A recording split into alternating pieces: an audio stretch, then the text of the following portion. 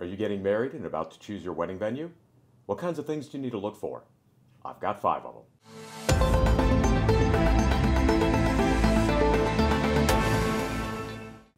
Number 1.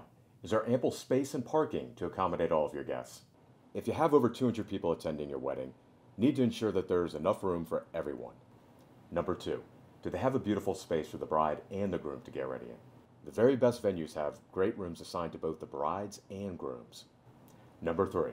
Do they have an indoor ceremony location available to you in case of inclement weather on your wedding day? Don't leave anything to chance. You don't want to book a venue with the only option being outdoor space.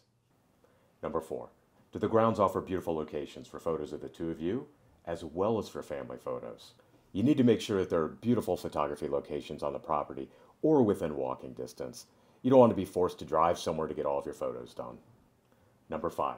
Do they have an adequate space for your catering team to work within, or do they offer their own catering? Do they offer tables, chairs, and linens, or are you required to provide them yourself? Are there enough bathrooms to avoid long lines?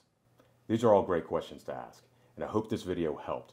If it did, please follow or subscribe for more content just like this.